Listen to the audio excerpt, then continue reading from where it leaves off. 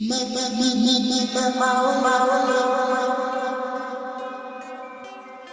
people, welcome to the L Show. I am El Formosa and currently in front of me I have Treble Clef. How you mean? Hello, El. Hello, welcome to Mental Health in Music. Yes, it's good to be here. Thank you for coming down, I appreciate it. Thank you for having me. How are you? How's life? Life is as good as it can be. I'm here, I'm well, I'm alive, and I'm doing what I love. So it's as good as it can be, because obviously it's been with COVID and the last 2 years for everybody, it's been a bit mad. So and I'm grateful for my blessings. I think one of your blessings during the time lockdown and what we've been going through, you became a music teacher. Yes, I will. Can we talk about that? Yeah. Wow. Well, I'll rephrase. I'm actually now qualified or certified to go and teach like in schools and colleges. So I would say, yeah, I'm a qualified teacher now. Yeah, but yeah, we tried to sign it out there, and you're really just a qualified teacher. Yes, but what am I trying to say? Basically, I'm doing more courses so I can basically like level up, because there's like levels to it. So there's only so much. I'm like entry level, and I've always been teaching anyways. It's just I've got the paid documentation to say I can do it now, but I've been doing it for years. But you need the documentation in this world, isn't it? Yep, you need documentation for everything, but don't get twisted. Sometimes you have documentation and you can't get a job. True. That? Exactly. Yeah. And a lot of my life experience, especially within music, like I've been teaching. Like for instance, I've got a student on my road. Like my literally like next door neighbor, like 2 doors away. Like his children, he found out what I did, and he wanted his son and daughter to learn piano. And I think they actually heard me making tunes in their garden, and then he come up and then he's like, yeah, because he's our age, and he's like, yeah, he wants his kids to like basically plug out of the matrix. Like they're always on the phone, they're always on the apps and all of this stuff. And he's like, yeah, can you teach them? So I was like, okay. I was a bit like stunned, like, bro, you just come up, but I'm like, safe, I'll do it. So yeah, big up man like Oliver, and big up Pat. Those are my two students on my road. Sick. So your process to becoming a teacher, how was that? It was mixed, as in, like I said, because I've always been doing it anyway. Like I believe it's innate in me to kind of pass on information and knowledge. That's how I've kind of always been, because it's happened to me before, as in people have passed on knowledge to me. So it's quite natural. But the process to becoming it, lockdown, I guess it was lockdown. Lockdown happened, a lot of things got locked off, and then I just started thinking about the future a lot more intensely. And if I be honest, I was believing like, see, like there's the whole Zoom thing in terms of lessons, like the whole online lessons. That was really a thing, obviously, because we were all locked down, nobody could see each other. So then I was like, how am I going to diversify my earning potential in this current climate? And I was like, you know what? The actual teachers are teaching online, like studios. It's even happening now. You've got producers and like tutors that teach music lessons online. So through Zoom, so you have like a Zoom class or a conference, and then because you can hook up your screen, you can open up your Logic on your thing and everyone can see it. So that was a thing which I was like, I'm really in line with, as in obviously like radio, music, online. We're all plugged in anyway. So I think it was just a natural process. It was just bait. It was just right in my face, and I could do it. And then someone else comes to me and said, you should do it, man, you're really good. I was at big up the CM Community Music. That's where I did the training. I done it with them, and it was one of the course leaders there that come up to me and basically suggested that I think you'd be really good with this, because they just saw me talking to some youngers in the building. Just normal, isn't it? It's just normal. For me, it's just normal. It's just normal man shit. If I sorry for the language. That's fine. Yeah, but yeah, it's just, I don't know. You see youngers, you might see yourself in them. You might hear them saying stuff, and you might actually know what to say to them to kind of point them a which place. Sometimes, I don't know, you can be empathizing, like, let me just tell this shit. Like, it's right in their face and they can't see it. Sometimes you have to leave them, and leave them to go to bypass it, so then they can go through their own experience, and then they realize. Because they only learn once they've done it themselves or once they've been through it, and then they're like, oh, that's what he was saying. Yes. So and so was like, and then they get it afterwards, don't they? The relatability, nothing is greater than actual initial experience. And the wisest of the youngest normally learn from older's mistakes, as you say, or people say, you learn from other people's mistakes. So that's what a wise person does, instead of making them yourself. But there is a golden or silver lining, I believe, in experiencing the mistake or any experience firsthand, because it's yours in that sense, and then you can relate to somebody else, and more time you can tell if someone's bullshitting you because you've walked that road yourself, innit? I think youngers forget that, don't they? They forget that we've done it, and we've been there. We've got the T-shirt, so they're walking this path and they're talking to us like we're idiots. Yeah. No, we did that, and we did it better than you, and we were worse. So we understand. The same thing, and I don't know. Was you a victim of that as being younger? I guess I was, like, coming up a little bit. Yeah, 100%. So I think we all were. I think it was just a. And the olders, like, were saying the same thing. We get it. You guys think we don't know, but we know. And now we're saying the same thing to them. Yeah. And then it's Deja like, vu. Deja vu. The Matrix. You sound like your parents. Them type of vibes. Yeah. Well, that's good in a sense, because it sounds like you're bloody growing. You're blossoming into what you're supposed to be instead of still being a bloody seed. Yeah. You are, I would describe as an instrumentalist. How many instruments do you play? Ooh. And what are they? Oh, you're drawing me out now. Am I going to get all shy? No. Okay. All right, let's go. My first instrument that I was taught in primary years, I think it was year 4. Yeah, year 4. How old are you in year 4? You are 8, 9. 8, 9. 9, going on 8, going on 9. So year 4, 7, 8, maybe even year 3. And what was I doing?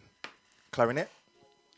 So that was my first lesson and my first instrument that I was, like, literally properly taught, as in by a proper music teacher. He came into the primary school, came into the class, played clarinet, done a display, and I think me and, like, another person, me and two of us said, yeah, we want to do it. And then I just pestered my mum them days. I said, clarinet. I was on it. I was actually really determined. It was kind of mad. And she caved in. So that was then. Then year 7, I moved over to saxophone, because clarinet and saxophone, they're both reed instruments. So they're in the same family. So in terms of, like, the mouthing, how to play the instrument, it's slightly different, but it's more or less, the transition is a lot easier, say, instead of transitioning from clarinet to trumpet, because the mouthpieces are different and you have to make different shapes. Like, it's all, people that know instruments know what I'm talking about. That's that. And then those are the only 2 instruments I was taught on.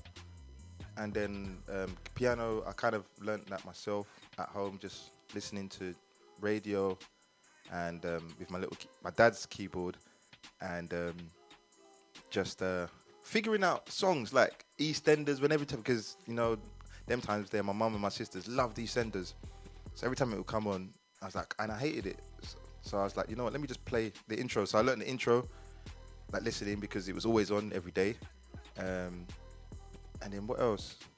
Those 3 in the earlier stages were my main ones. Then as life went on, I picked up guitar and bass,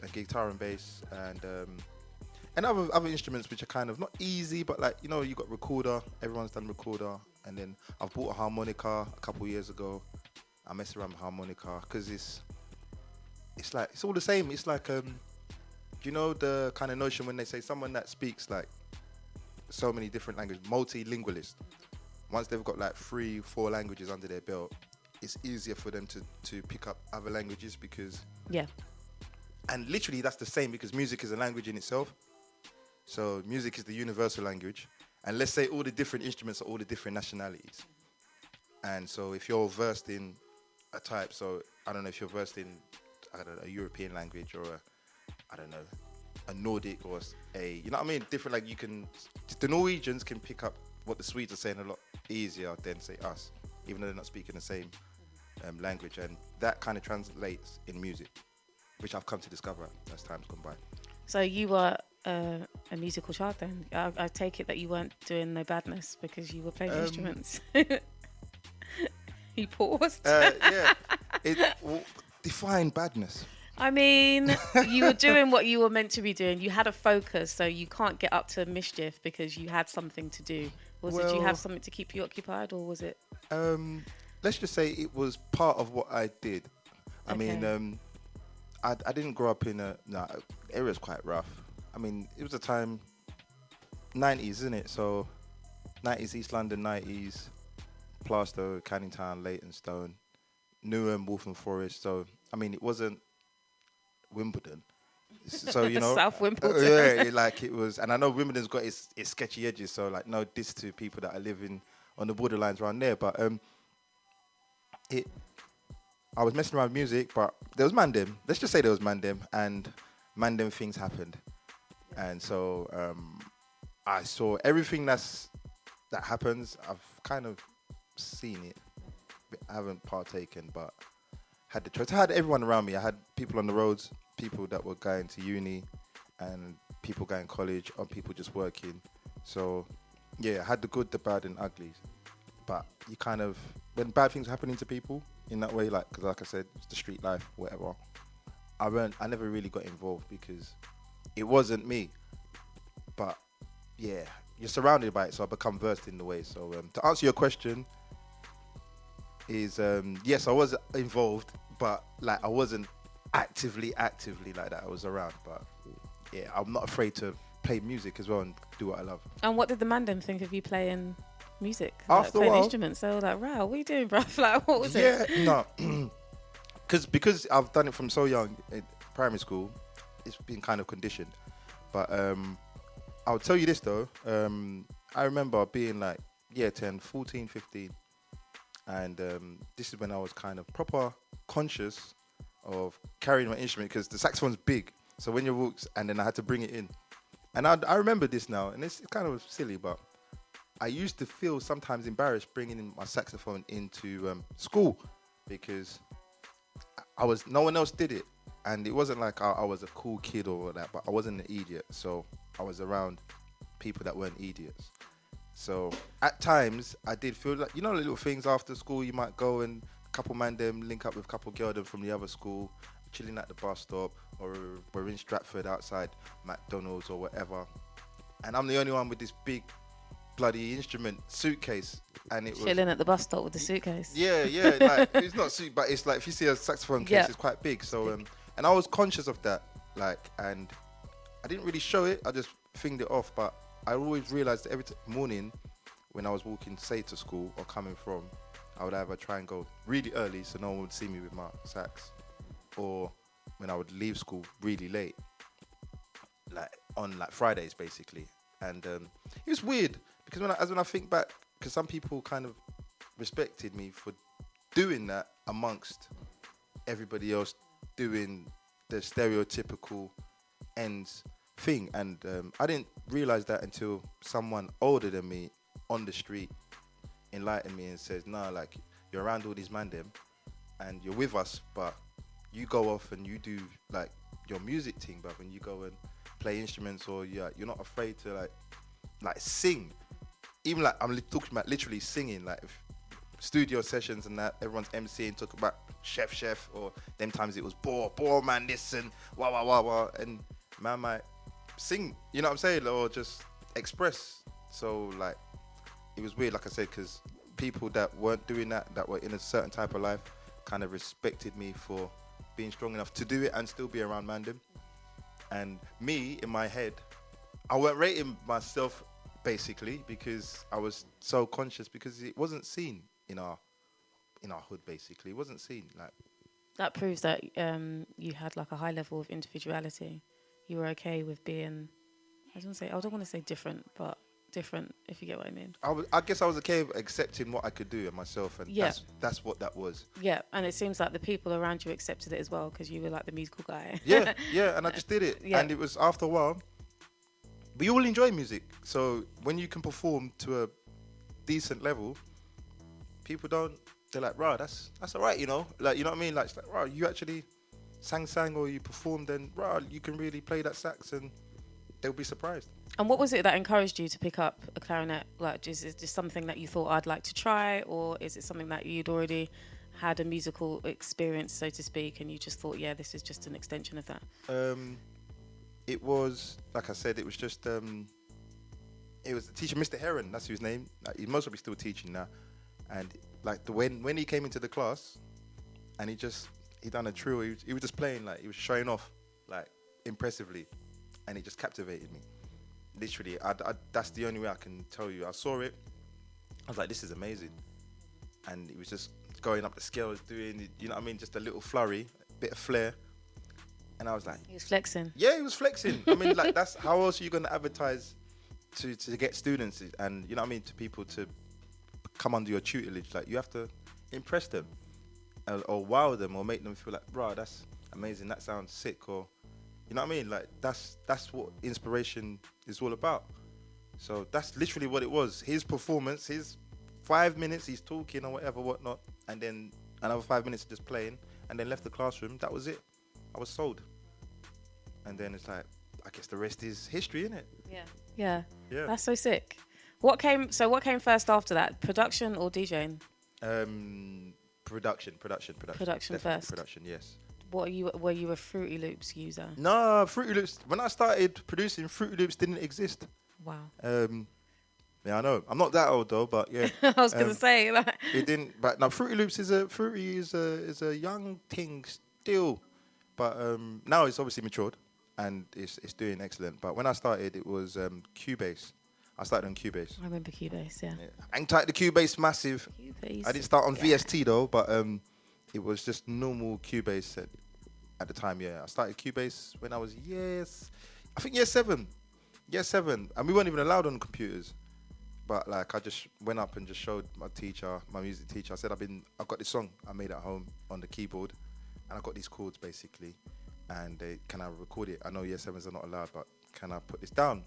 And he's like, you made this? He's like, yeah. I was like, oh, you done it at home? It's like, okay. And he knew I had no actual training. So straight away he was like, yeah, give him a code, innit?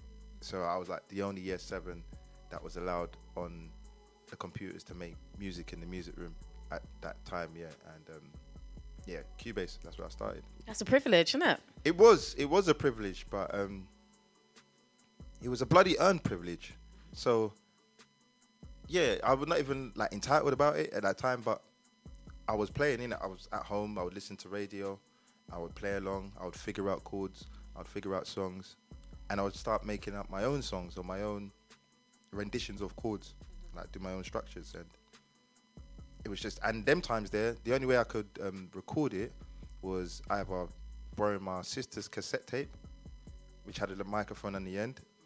If you remember them, anyone remembers those, so I'll press it, and you know, you get on the actual tape and you put the tissue in the two ends so you could record over whatever was on it before, and then just literally put that by an old Yamaha keyboard and just record what I was doing, just so I could play it back.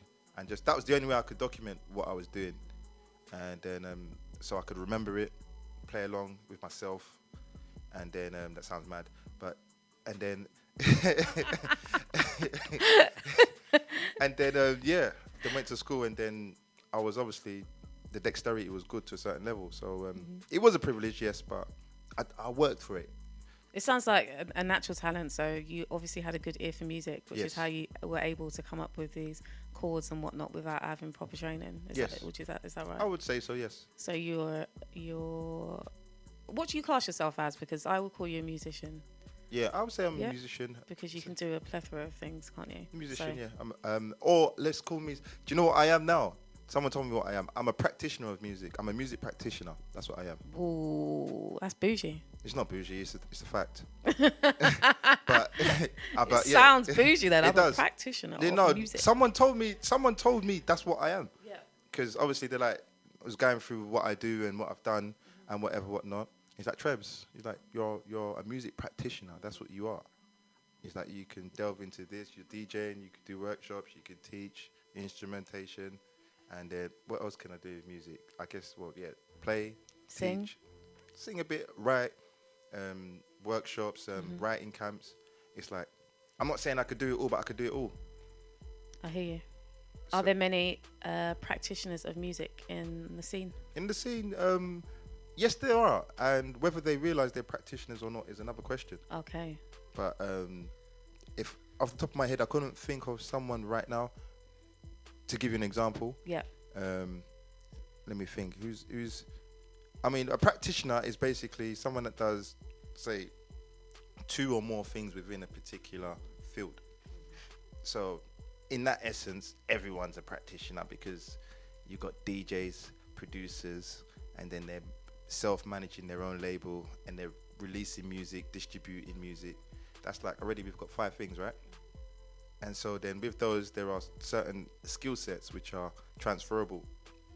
So, for instance, if you're distributing your own music and through an independent distributor or whatnot, then obviously there's a certain type of admin you need to have on lock. And then obviously whether it's artwork and getting the right measurements and I don't know, the resolution, and then maybe mixing down, mastering. That's a whole, this is still music, but then that's a whole different, I guess, not subfield, but it's a different section. So then people don't even realize this is what I'm saying about grime. I've been saying it for years. There's so many talented people in grime that have, I'll use your word, a plethora. Say plethora. Plethora. Yeah. Okay, yeah. I need to work on my diction a bit. Say it one more time. Plethora. Wow. You like that? I love it still.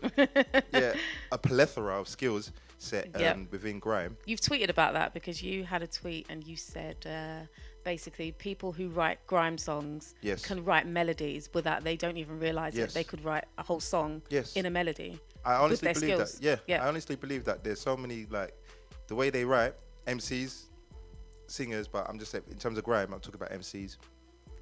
An example, do you know the Christina Aguilera song Fighter? Say which song? Christina Aguilera, Fighter. No, but go on. So the song, basically, the way she sings it, it sounds like a bar, and you could put it over a tune. Yes. And the way MCs spit, obviously on beat and with the rhyming skills, if they were to slow it down, they could sing it. Yes. Yep. Okay, so yeah, you know. Yeah. That's you've done it in reverse. Yeah. I guess. So yeah. Well, you hit the nail on the head there. I don't know what me saying it, seeing so many people agree. Like and reshare it. I was like, oh, okay, so it's not just me. So then that's great. Hopefully some MCs would realize it, because I've been saying it to a few MCs. There's a couple of songs I've heard it. I'm like, yo, fam, you see what you've written there and how you're doing it. Everything, the pockets, the bars, everything's sick. Imagine if someone's just singing it, what you're saying, and some of them couldn't hear it until I actually sang back what their lyrics, but then I would do it melody and I'll mess around. And then they were like, oh, snap. I'm like, yeah, bro. I'm like, fam, you could go. Like, because really, a lot of MCs, they might have come to an age where, I don't know, they're perceived as too old to really cut through, because they say music's a young man's game and all that stuff. There are men that are 40 spitting. Yeah, no, I know this, but yeah, there's the perception, isn't it? There is a perception. Yeah. And we can't escape that. So I understand that. And there's so many songwriters. Like, songwriters can be like just like producers. You can be songwriting in your 90s. Don't mean you have to be on the stage and be the forefront runner of your song, because you might not fit the criteria to flog it. And not everyone just listens to how great an artist is. There are other aspects to be sold to the public and the industry or a scene or whatnot. And if that's the case, then just remove your ego as best as you can and give it to someone else. Give it to someone else that fits a demographic that you can't reach, or it'll be much harder for you to break through to. And then just get the bread. Get the bread, man. Just get the bread and just give it to someone else. Do you think ego's a big thing in the scene? Of course it is. Yeah. In what aspect? I mean, there's many ways. You say toxic ego. Some egos, it depends. It's like a pendulum, so it can go either way. I think we've all got it. We all need it, but we just need to rein it in now and then, so it doesn't reign over us. And so, for you to believe you're the best, that's confidence. Some people will call it ego. It's like, but yeah, you need that. You need to give yourself a bit of fuel. So in terms of MCs, because every MC I know thinks they're the best. Literally every MC. Damn right. Yeah. You're damn right. And if you didn't, then there's a problem. Just like every boxer says they're the best and they'll knock man out. Yep. And you need that. And you know how tough it is out there as well. So you need to, if no one's going to reinforce confidence for you, you have to do it yourself. And if you can't do it yourself like that, you might need your ego to help you out. And then if you've got good brethren, good family, good woman, good partner, whatever it is, they will maybe that real person that will rein you in when you're getting out of hand your ego, if you know what I'm saying. Do you think it's real ego though, or is it it's facade? So they're saying, yeah, I'm the best, because every man will spit and say they're the best, but do they really believe it? Yeah, of course. I say they're one in the same. Okay. I say they're one in the same. So it's yeah, they're one in the same in that sense. So yeah, we need it. We need it. It's just sometimes it gets out of control, and we kind of, it takes over us. Yep. And we don't rein it in. But that's like I said, to go back. So we need good brethren, good family, good grounding, good partner, and that can tell you wagwan and put you in your place for you, for the betterment of you, without, you know what I mean, trying to lord over you. People find that hard to do, don't you think? I don't. I don't think that you do. But I think people find it hard. It's like when people go on X Factor and they're terrible singers, and you're like, why aren't their family telling them they can't sing? Why are they letting them go on TV and do that?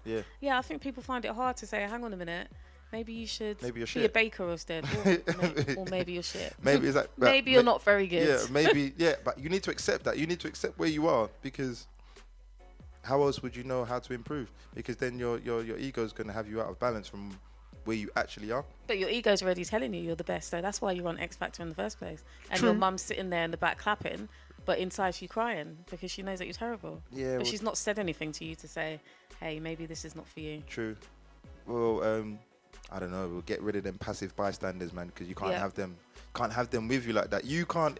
If they're your peoples, and that, you need to be that person for someone, and someone needs to be that person for you. Where has your honesty come from? Your confidence in that? Have you always been that person? That's a good question.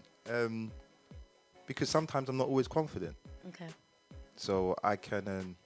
I can believe. You fake it? Can I fake it? Do you know what? At times I think I got a good game face, and then other times I don't.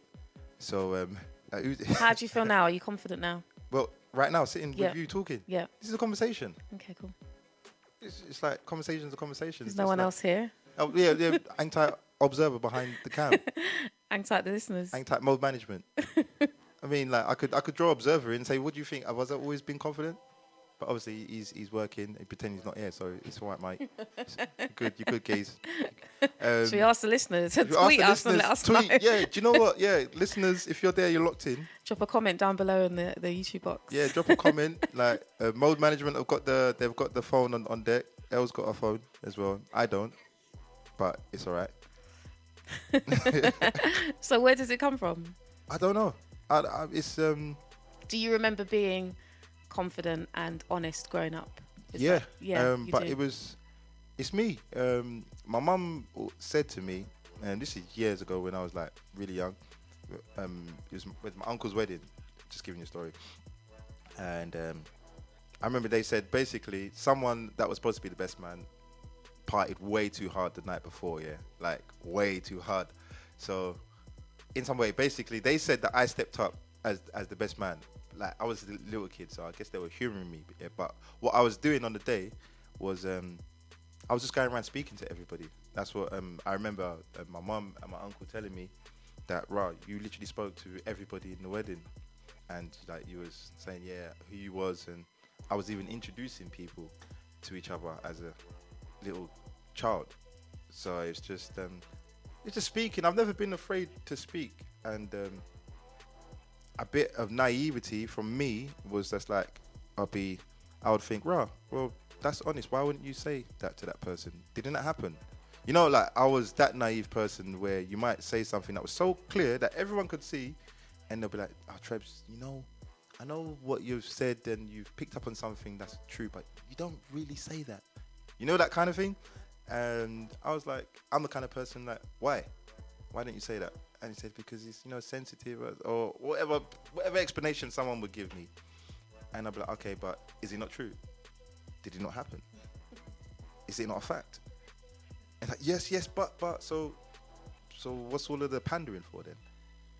And like, feelings, emotions, why you don't know, sensitivity. And I was like, maybe over time, obviously, because everyone in society have generally gotten their awareness of other people's emotions, mental health, their sensitivity to things. Not everyone's threshold is the same. And so I was like, oh, okay.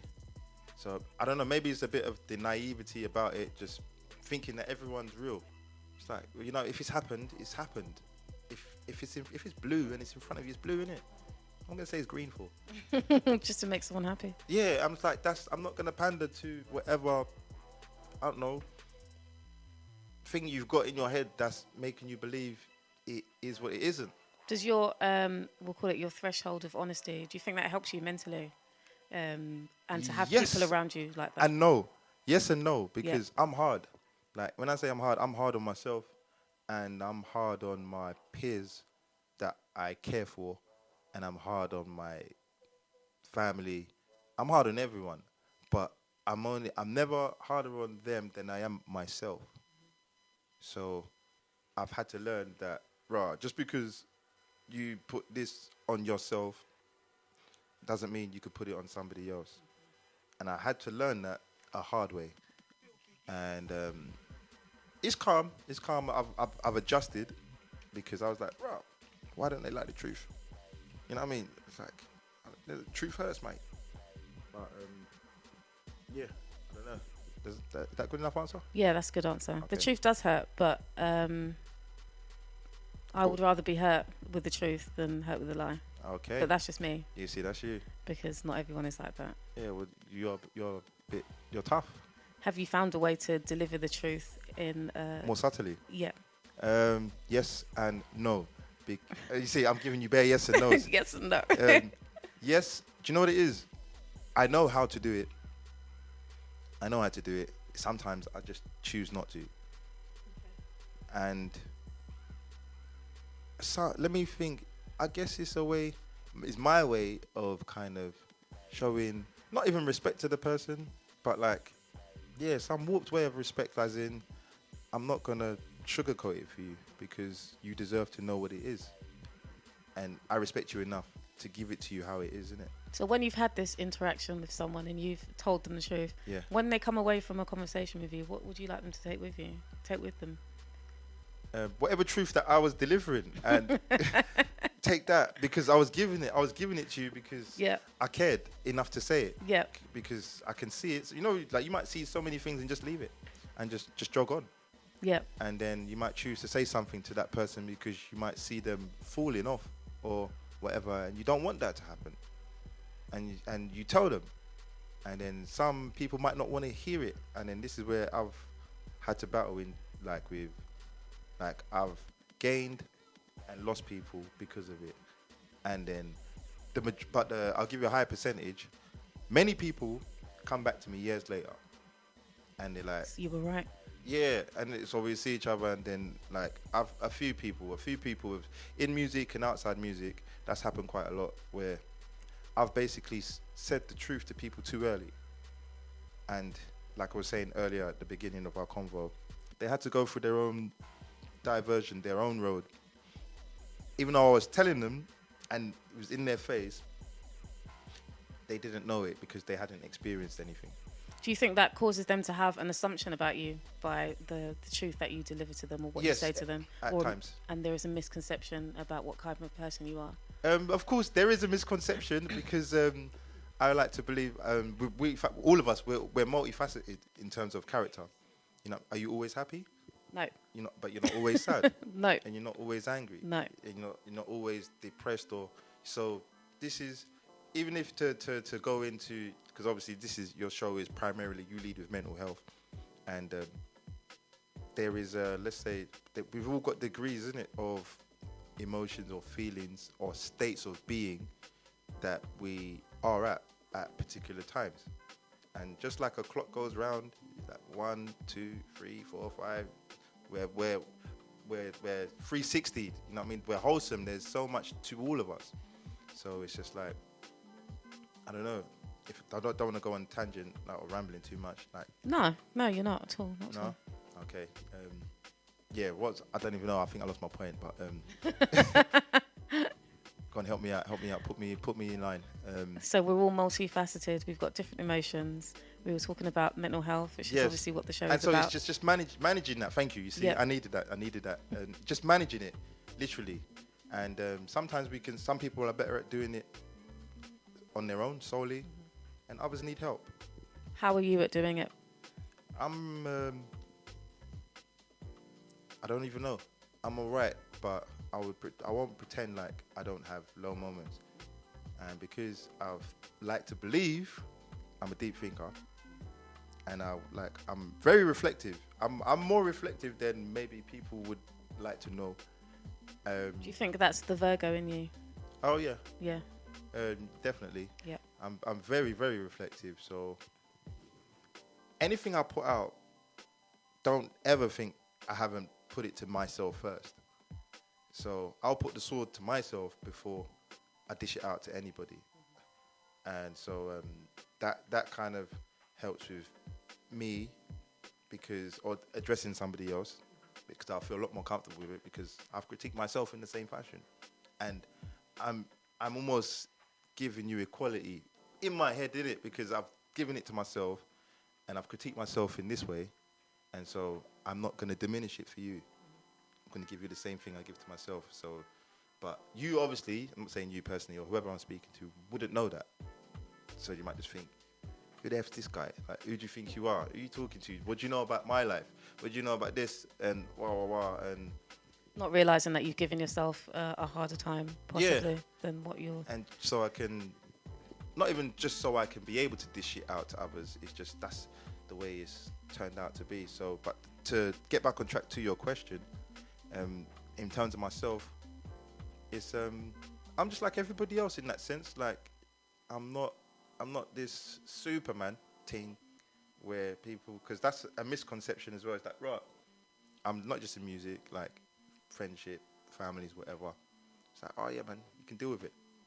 So I've had a thing where, because I've dealt with a lot of things, like everybody else, not doesn't make me special.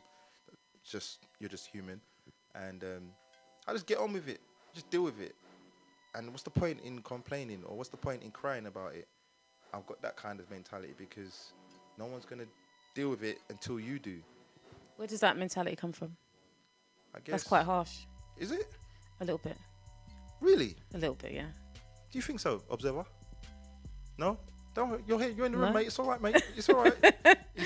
It's literally just because you said, well, what's the point of crying? I might as well just ride the wave. You're basically saying, get on with it. Yeah, get on with it. But there are times that you can't get on with it. You have to be sad for a little bit.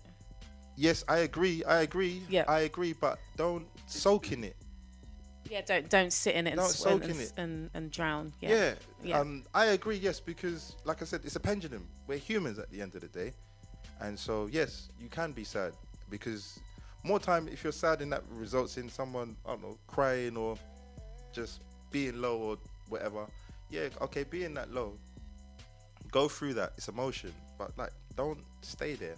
And some people, not all people, some people, like, they could really go into that low where it's like, Jesus Christ, like, you're going to infect bare people with this. You know what I mean? Like, and they just stay there. And I'm like, no, stay there. We staying there for, fam? Who told you to stay? Who do you think's going to feel sorry for you? Like, what's this? Like, get up. You know what I'm saying? Get up and go for it, because you know what? The next person that's going for it ain't worrying about you. And they're your competition. And the world wants, not going to cater for you. Or do you know what? Maybe as I'm saying is, that's how I've perceived the world. You don't cater for my feelings. Maybe now people are becoming more sensitive and they're becoming more empathetic. And that's great. That's great, because, you know, we're humans, innit? Like, we've got logical reasoning, mental, then the spiritual, your feeling, empathy, all of these parts that make us whole. But being empathetic doesn't mean that you're going to get help or they're going to care for you, does it? Does it mean that? But if I'm being empathetic to someone, I mean, you can be empathetic. You can empathize with how they feel, but that doesn't mean that. Does it mean you care? And it doesn't mean that you can help. Well, that depends on the person. Yeah. That depends on the person and how they, I guess, address whatever said issue has arisen. So, to say it depends. I mean, I don't always. Sometimes, because I've learned over time, sometimes helping a person directly, you're not helping them. By like, in that sense, like, if I see that someone needs help, say if it's in music, for example, they need someone that has been brought through a process, i.e., they've been put out by someone, they've been released, they've been someone just taken their music off them, mastered it, mixed it, given it the plug, done the PR stuff, distributed it, the whole process. So you just have to worry about making music and nothing else.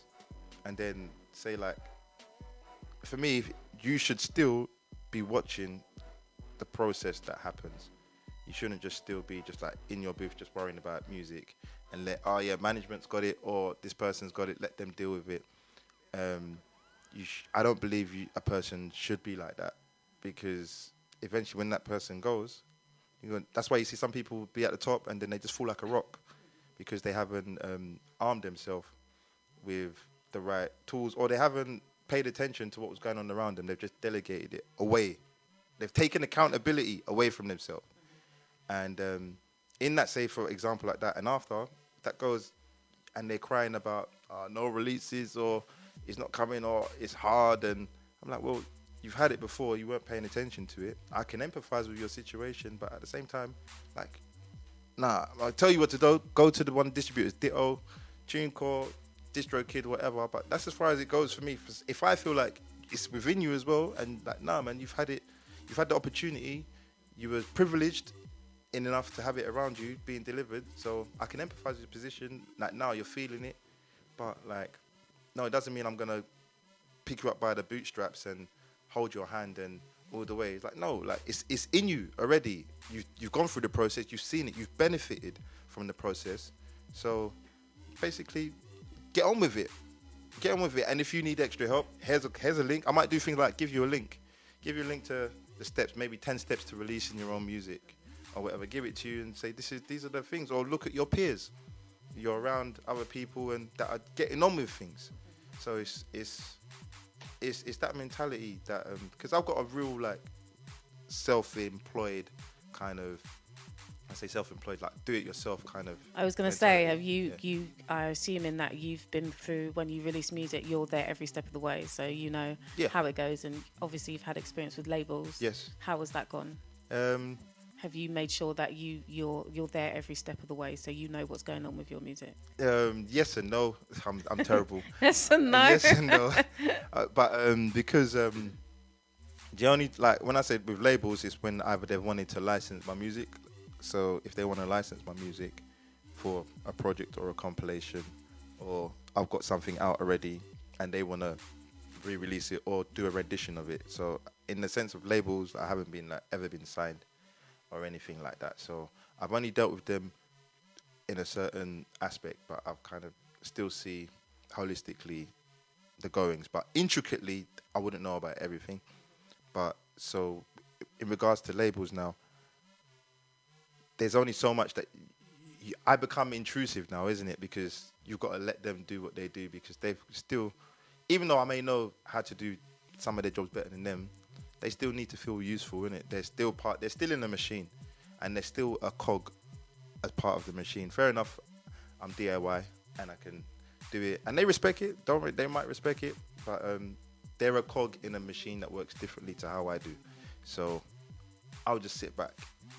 There's certain things I might critique and say, what about this and what about that? Or who's this going through and why are you doing it this way? And because it can be done this way, but okay, let me pull back. Cool.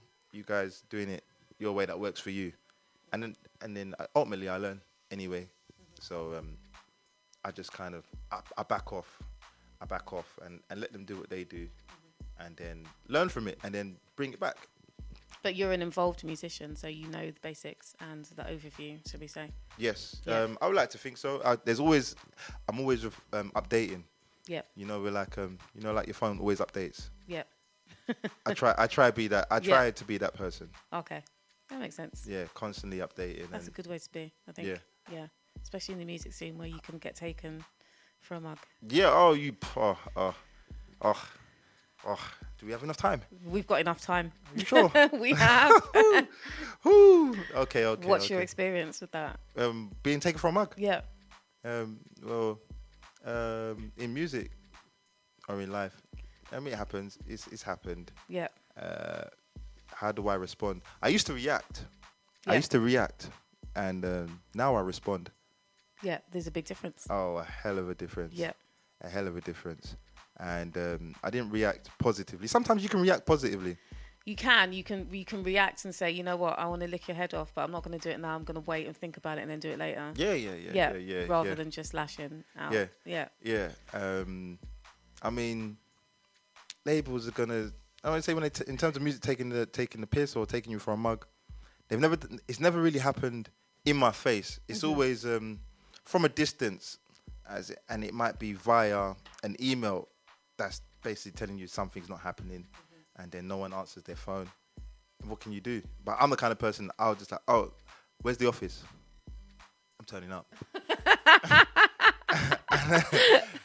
And I'll knock on the door and be like, well, what can you do? To my email. What can you answer do? My calls. Answer my calls. Do you think I am? Well, obviously, if I'm not clouty and I'm not doing the numbers like that, I would respect those kind of things. But there is still human decency, and there's still a way to deal with people. And after a while of maybe that happening in earlier stages, it's not like I don't have it. It's like, oh, where's the office? Go online. Oh, there's the address. Let's take a ride. You know what I mean? Not answering the call. Not. I'd like to see whoever. I'll still be like, because I choose how to articulate myself. I can do all of that stuff, you know, cut the bass out of my voice and all of that, make people feel safe and comfortable. Put on your telephone voice. Yes, all of that mannerisms and all of that stuff where they might feel, you know, like I can be assertive, yeah, but my assertiveness can get perverted as aggression. And I address this a lot because it's like, because I know how to project my voice.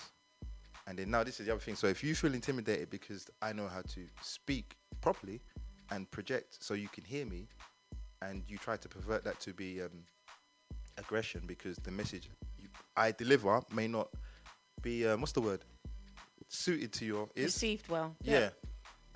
Is that, then that would be my fault for receiving it for interpreting.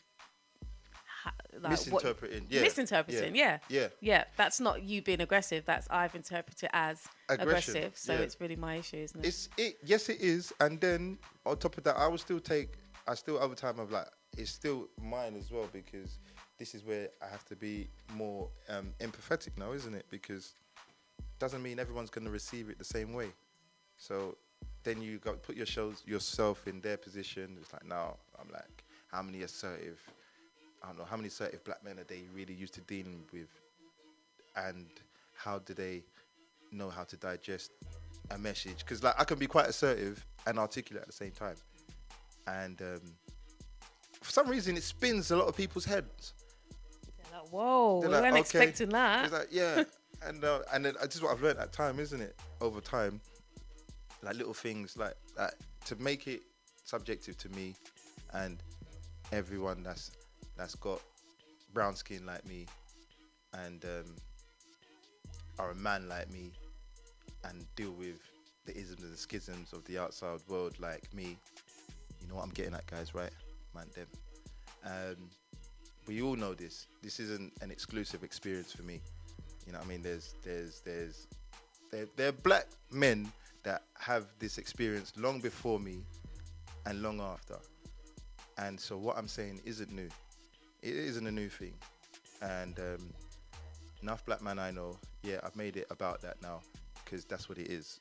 And that's my perspective from where I'm speaking from.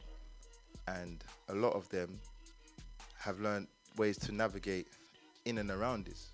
So some may address it head on, and that may be their forte and their style. Others may be a bit more, may finesse it a lot better than me.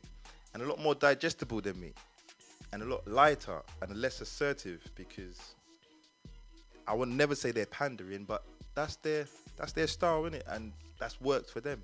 So it is what it is. I mean, what would you take from me, like saying that? Have you seen that also with like basically black men in the industry or outside in your life? I don't know. Yeah, well, definitely outside in life. And I think as a black woman, I get that attention, and you feel like if you assert yourself in a certain way, it's going to be perceived as aggressive. Yeah. But then you see someone else do it who is not black, and you're like, okay, well, how do they get away with that? Right on. Why you go. Is it okay? Yeah, and they're like, okay, you stood up for yourself, but if I do it now, I'm causing trouble. Yeah. I don't understand it. That's the game. Don't understand it. It's really hurtful, actually. It can be quite soul destroying, especially in a workplace environment. Yeah, it's the game. It's the game. It's the game. And then you see people get away with things, and you're like, wow, how did they do that? Because if I did that, that will not happen. Yeah, but that's what I'm saying, because already you know the rules and the grounds. Yeah. Because right, if I did that, it's a whole next thing. Yeah, and it's sad, because these are the things as a black person you have to think about. Yeah. Or that they're already embedded in your brain, so you already know them. These are things that you subconsciously know. Of course. And you act accordingly. Of course. In environments like out on the road or the street or at work or whatever. Yep. And I no longer choose to partake. Yeah. So say what it is, innit? Because I mean I'm a couple innings in this roller coaster called life now, and I'm like, how else do I want to enjoy this ride? You know what I mean? How else am I gonna do? Am I gonna enjoy it or am I gonna just be a passenger and like not ever be me? I think that happens with age. I think as you get older, you start to think, hang on a minute, am I really going to live like this? Yeah, do I really don't have to do this anymore? Like, nah. When you're in your 20s and your late teens, you try and fit in, and you do things that are not going to make you stand out or look odd or different or whatever. All that stuff, yep. And then when you get to like over 30, you're like, fuck it. You're like, oh, yeah. Oh, go on. Yeah. Like I'm quite faithful that happened to me quite early as well. It does take a while, but some people who get it earlier, their life must be. Some of them it could be great. To an extent. Stress-free, yeah, great. Yeah. Or it could be the complete opposite, because I don't know, their tactics or where they've decided to apply it has backfired strongly because they've been misinterpreted, or their message has been perverted and they can't articulate what they want to say. Or not even like everyone can't articulate what they want to say. Let me get it right, because I don't want to undermine anyone. But how they chose to deliver it, or they didn't read the room basically, and it's really backfired, and then that hits their mental health or whatnot, and they go in their depressive state, or maybe not, but some do, because you're like, the whole world's against you, nothing's going my way or whatever. Then you might meet someone like me and say, bruv, sister in, bruv, this is the game, this is the world, bruv. It's like, what are you gonna do? You're gonna wallow in that place forever? I said, because if you are, you need to move from me, because that's contagious, isn't it? Like, you need to go over there and deal with it, or listen to man, or listen to us, or listen to that person, or speak to your most trusted ear, and pick up your bootstraps and jog on, because no one's gonna jog on for you, and that's the bottom line. Like, it's wherever you are, wherever anyone is in their life, innit? Wherever they are, like, as in, if you're in the high place, you're in a low place, whatever, whatnot, pick yourself up, because no one else is. And if someone else does, count yourself very lucky and privileged that someone's bothered to put energy into you in that way. That also means that person can put you down if you give them the power. Oh, see, there you go. Touche. Yes, that is also a fact. But this is only stimulated by outside stimuli. They can also, as well as lift you, they can keep you in. They can be, place. They're well, it's almost like energy vampires, basically. So it's just like, you need to. This is where we all need to have some kind of our own self motivation and self discipline and self wealth for our self health, self without being selfish. You know what I mean? And doesn't mean you have to be totally selfless. So it's like, it's a balance with everything. It's all a balance. But overall, yeah, man, I'm pretty much happy being unrefined. And but I still know how to navigate. And at times, yeah, some people may say, "Oh, you're pandering to this." Like, I know when to cut the bass from my voice. Yeah, and maybe not even like not stand so straight, but you know, these little things, these little subtle things. It's like, oh, I'm just standing straight because I'm standing straight. All of a sudden, I might read someone else's body language. I'm like, okay, this person is intimidated. Yeah, put your head down a little bit. Head down, eye contact. Like, we're speaking. Okay, every time we speak, their eyes just go down a bit. Shoulders roll, curling. Little things, like little things. Maybe I don't know. It's if I'm too, I don't know, paying attention to these little things is, however someone want to class it. It's just, for me, it's just normal. Like, you know, communication. Like, they say communication is 70% body language. Body language, yep. So now, when you talk about that, that's a big percentage, a very big percentage. So now, then, if you see that and you go outside and you look and then you see the world for what it is, and scenes and industries, okay, everyone's talking, you know. Their body, like subconsciously, your body does things and says things. Like, your mouth will be saying one thing. I'm like, Selector, your body, nah. You know what I'm saying? Yeah, fair enough. That hole in your face is saying stuff. But you see, your body, mate, is telling me the complete opposite of what you're trying to sell to me. And I mean, sometimes I could be a bit like harsh, a bit too direct with it, but your body doesn't lie. You might not even know you're lying to me.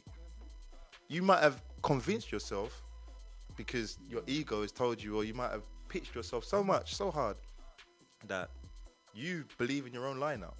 But your body knows you're chatting pop. And your body, if someone can decipher that language well enough, some people don't even realize how well they are at reading people. It's just, especially dealing with the street thing as well. Like on road, it's very much body language as well, and tone, obviously, because I can say something and then, you know, you could tell on someone on the phone if I can tell if someone's on the phone and we're talking and they're laughing or they're smiling.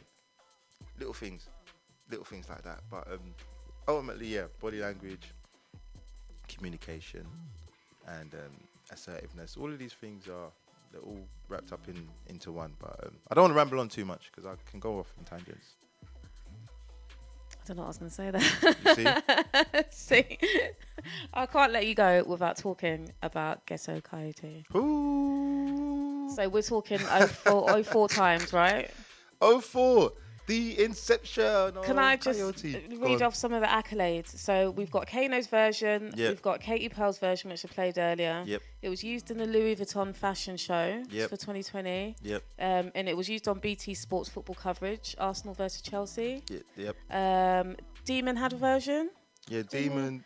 And it was featured on Big Nasty Show not too long ago with DWE spitting on it. Hang tight. What else have I missed? That was only a few of the accolades. What, with Coyote? Yeah. What else is there? Obviously, well, the BT Sport one, unless someone, I know it was the first grime tune to be BT Sport used. Yep. So, big.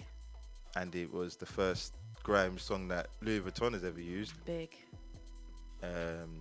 What else has it done? I don't even know. It's this, you know what it is? I feel like Coyote is like she like Robin Hood. Yep. It's like a folk legend. Yep. It just never gets old. Yeah, it's like, and it's like a checkpoint. Yeah. In time, that's what I feel like it is. It's a checkpoint. It's just one of those songs, or these instrumentals. Yeah. That cut through at that time, and it's a checkpoint. And because I've never, funny enough, I've released it, but it's never kind of got an official release. Yeah.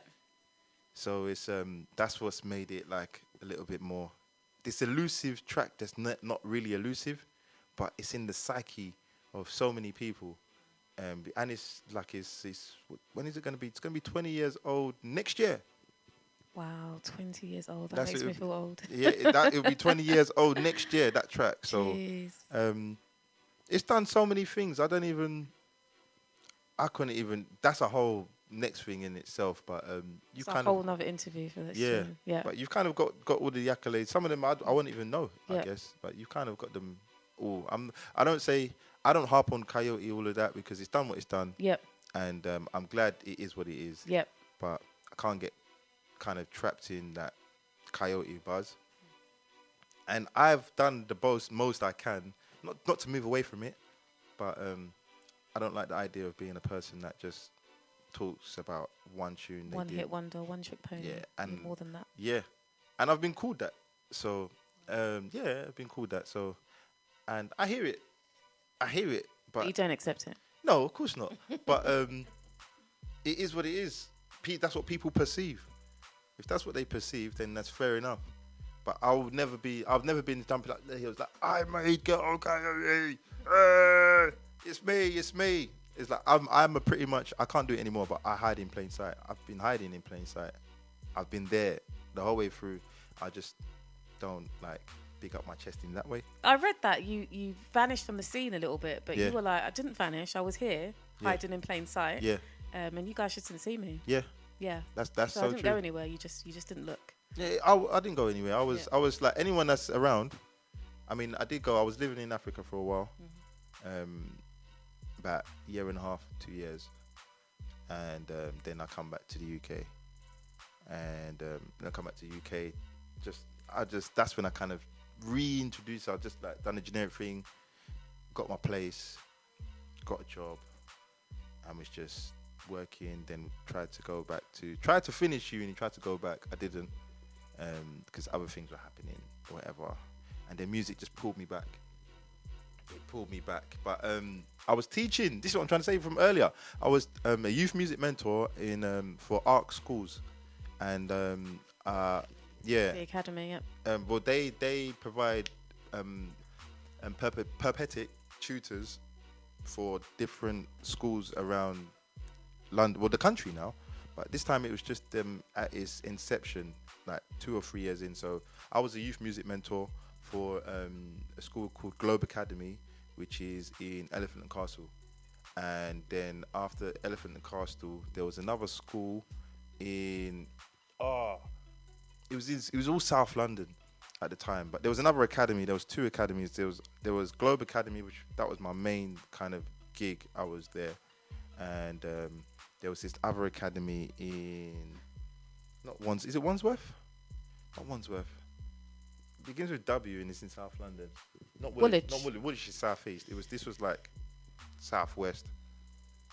But anyway, yeah. Wimbledon. Not Wimbledon. I can't even remember. It was that long ago. But I only literally done a couple of sessions there, so that's why. But my main school was Globe Academy, and I was there as a youth music mentor, like 2, sometimes 3 days a week, literally just assisting the music sessions and done a couple of youth classes after school and all of that, like production things.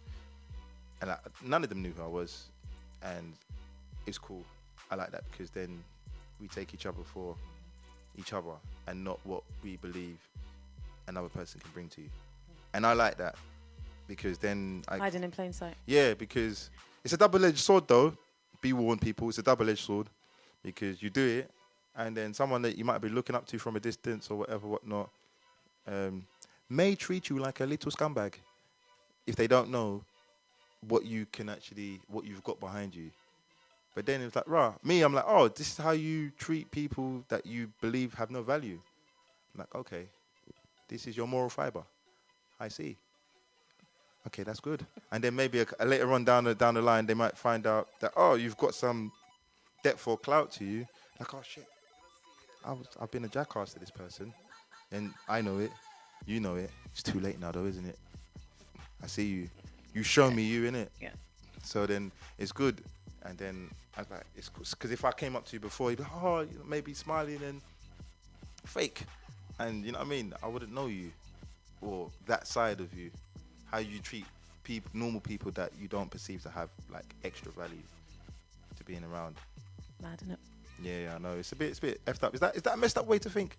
No, it is what it is. It's facts, isn't it? That's how people go on sometimes. Yeah. So, what can we do about it?